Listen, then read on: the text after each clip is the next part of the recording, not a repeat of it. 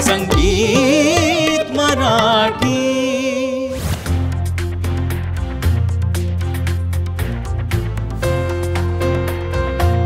अधिवेशन म्हटलं की आपल्याला आठवतात राजकारणी लोक आणि त्यांनी घातलेला गोंधळ।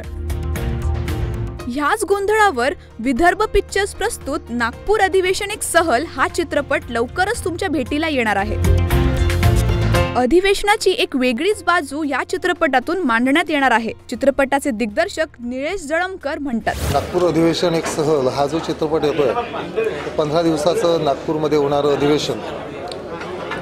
महाराष्ट्र असं एक राज्य आहे या देशातलं की जिथे दोन वेगवेगळ्या ठिकाणी अधिवेशनं होतात, तर त्यातले नागपूर अधिवेशन हे अधिवेशन जेव्हा मिळालं तेव्हा 1960ला जेव्हा संयुक्त महाराष्ट्र झाला त्यावेळेला वेगळ्या विदर्भाची मागणी जेव्हा उंचावत होती त्यावेळेला विदर्भाच्या वाट्याला एक अधिवेशन आलं आणि ते हिवाळ्याचं अधिवेशन आहे। तर हिवाळ्याच्या थंडीच्या दिवसात हे अधिवेशन तिथे घडते। अनेक प्रश्न असतात। अपेक्षा ही होती अधिवेशन देताना की तिथले जे स्थानिक प्रश्न आहेत वैदर्भीय त्या प्रश्नांची तिथे एक सविस्तर चर्चा व्हावी सभागृहात आणि त्या प्रश्नांची उत्तरं तिथे मिळावीत, सोल्युशन्स मिळावीत।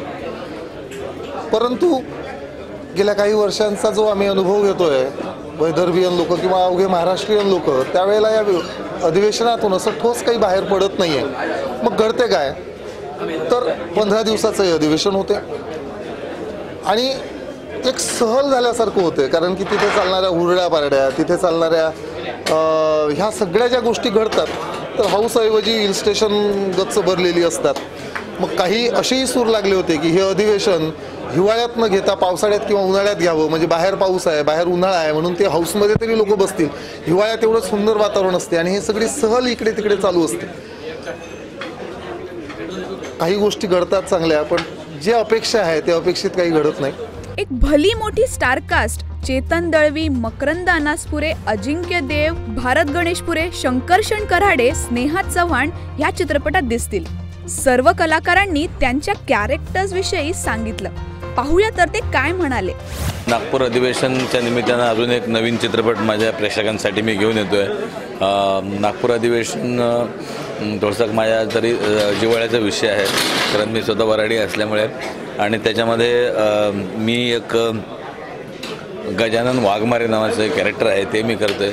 तसा माणूस छंदीफंदी आहे आणि फार ओव्हर कॉन्फिडन्स असलेला हा माणूस आहे गजानन वाघमारे। त्याचं बोलतो सिरियस, म्हणजे पात्र कॉमेडी नाही आहे, पण त्याच्या एकंदरीतच संवादामुळे किंवा एकंदरीत हालचालीमुळे एक विनोद निर्मिती होताना आपल्याला दिसते।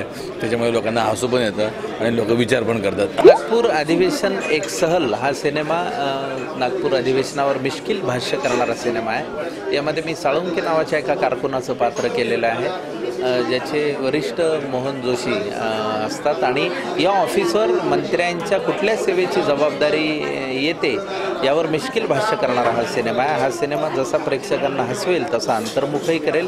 नेमका अधिवेशनामधनं निष्पन्न काय होतं हा आपल्याला सातत्याने पडलेला प्रश्न असतो, ह्या प्रश्नावर मिश्किल भाष्य असलेला हा सिनेमा आहे। माझी भूमिका एक बाळासाहेब मसाले नावाच्या माणसाची आहे, जो शिक्षण संस्था त्याच्या असतात आणि माझ्यासारखे अनेक तिकडे आपली कामं करून घ्यायसाठी आलेले असतात, कळलं की नाही।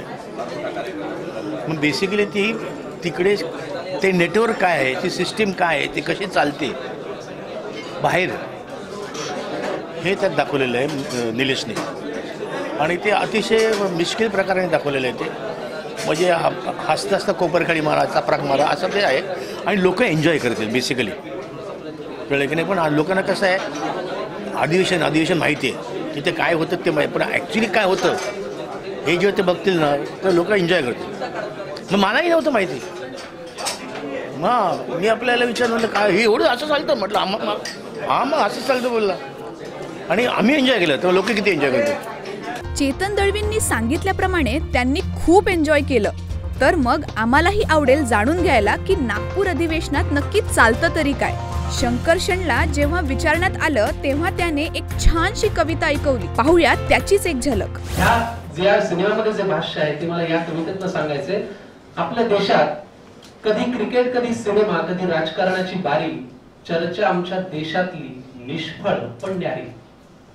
बुद्धीने शून्य कानाने हलकं असं सुज्ञ नागरिक बनायचं आणि माशी जरी शिंकली तरी असहिष्णुताच म्हणायचं. काय त्याचा नेमका अर्थ आम्ही कोणीच जाणत नाही.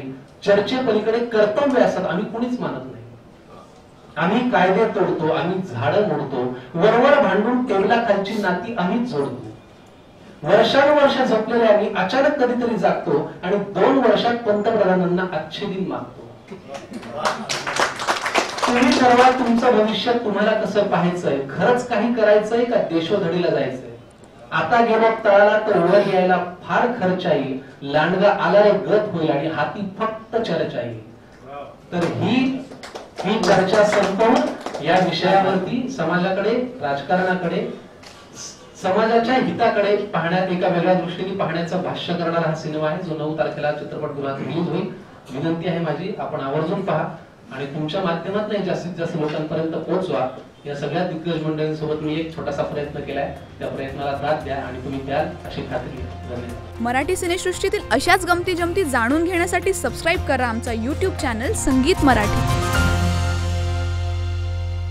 संगीत